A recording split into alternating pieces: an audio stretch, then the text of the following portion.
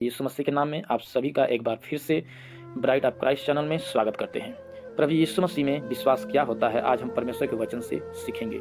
जी दोस्तों, इफिसियों की पत्री 2 अध्याय का 8वां वचन में लिखा है, क्योंकि विश्वास के द्वारा अनुग्रह ही से तुम्हारा उद्धार हुआ है, और यह तुम्हारी ओर से नहीं वरन परमेश्वर का दान है। यहाँ पर प्रभु यीशु मसीह बताना चाहते हैं कि हम सब, आप जितने मसीह भाई बहन हैं, आपने प्रभु यीशु मसीह पर विश्वास किया और परमेश्वर ने अपनी दया हम पर दिखाया, मतलब अनुग्रह दिखाया, जिसके वजह से हम सभी का उद्धार हुआ और छुटकारा हुआ। इसमें सबसे मोस्ट इंपॉर्टेंट बात क्या है? विश्वास। विश्वास को हाईलाइट किया हुआ है, इसीलिए वचन में लिखा है, क्योंकि विश्वास के द्वारा अनुग्रह ही से तुम्हारा उद्धार हुआ है। मतलब आपका उद्धार होना चाहिए, इसके लिए एक जरूरी बात है, वह है आपको प्रभु यीशु मसीह पर विश्वास करना चाहिए, तभी तो आपका उद्धार होगा, आपका छुटकारा होगा। चलिए दोस्तों, मसीह जीवन में विश्वास के बारे में ज्ञान होना ही चाहिए। इब्रानियों 11 अध्याय का 1 वचन में लिखा है, अब विश्वास आशा की हुई वस्तुओं का निश्चय और अनदेखी वस्तुओं का प्रमाण है।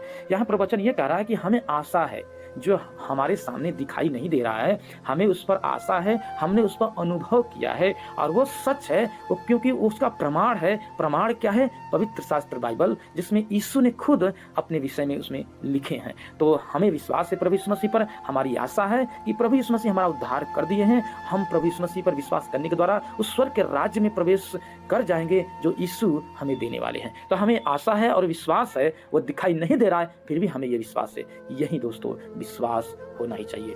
तो आगे लिखा है, परमेश्वर पे विश्वास करने का मतलब है प्रभु यीशु पे हमारी आशा और उनके वचनों पे निर्भर रहना। मतलब हमें आशा है प्रभु यीशु मसीह पर कि मरने के बाद भी एक जीवन है, और उनके वचन पर हमें निर्भर होना है, क्योंकि हमें अपनी बुद्धि समझ ज्ञान से आगे नहीं बढ़ना है, बल्कि परमेश्वर ने जो बुद्धि समझ ज्ञान दिया है और उसके वचन के जो हमें सीख दिया है, ज्ञान दिया है, उसके वचन के आधार पर हमें चलना है। यही विश्वास को दर्शाता है। तो प्रभु यीशु मसीह में विश्वास क्या है सच्चे अर्थ में? कि हमें यीशु मसीह पर भरोसा है, आशा है और उनके वचनों पर निर्भरता ही सच्चा विश्वास है।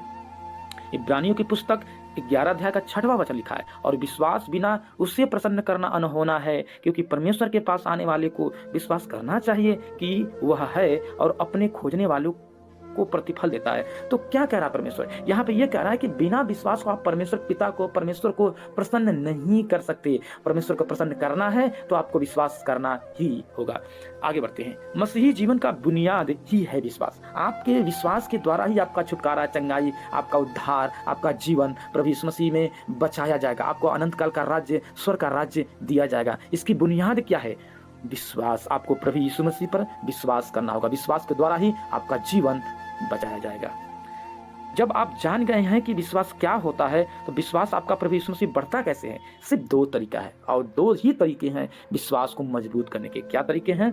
वचन और प्रार्थना। दोस्तों, वचन और प्रार्थना। आप प्रभु यीशु मसीह ने जो पवित्र शास्त्र बाइबल दिया है, उसको पढ़ते रहिए, सीखते रहिए और प्रभु से प्रार्थना करते रहिए। प्रभु अपने वचनों की गहराई के विषय में हमें बताएं। जब वचन और प्रार्थना अपने जीवन में लागू कर लेंगे, आपका विश्वास मजबूत होगा, आप परमेश्वर के काफी नजदीक होंगे, प्रभु आपको आशीष देंगे।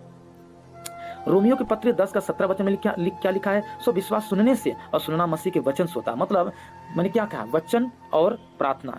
वचन के लिए लिखा है, सो विश्वास सुनने से और सुनना मसीह के वचन से होता है। तो जितना वचन पढ़ेंगे, सुनेंगे, मनन करेंगे, उतना ही आपका विश्वास बढ़ेगा। पहला थिस्सलुनीकियों 5:17 लिखा, निरंतर प्रार्थना में लगे रहो। मतलब परमेश्वर से हमेशा लगातार याद करते रहो, प्रार्थना करते रहो। वचन और प्रार्थना होगा तो आपका विश्वास ऑटोमेटिक बढ़ता चला जाएगा। जी दोस्तों, हनोक के विषय में देखते हैं। हनोक के विषय में आप सभी पता होगा। हनोक के विषय में एक वचन लिखा हुआ है। इब्रानियों की पुस्तक 11 का 5 वचन लिखा है, विश्वास ही से हनोक उठा लिया गया कि मृत्यु को न देखे, और उसका पता नहीं मिला, क्योंकि परमेश्वर ने उसे उठा लिया था, और उसके उठाए जाने से पहले उसकी यह गवाही दी गई थी कि उसने परमेश्वर को प्रसन्न किया। मतलब इब्रानियों की पुस्तक 11 का 5 वचन लिखा है कि विश्वास किया परमेश्वर पर हनोक ने, और जब उसने विश्वास किया, उस पर अपना विश्वास जताया, उसकी कभी मृत्यु नहीं हुई, उसको अनंत काल का राज्य मिल गया। आप सोच सकते हैं। और परमेश्वर ने उसे उठा लिया, जिंदा उठा लिया भाई।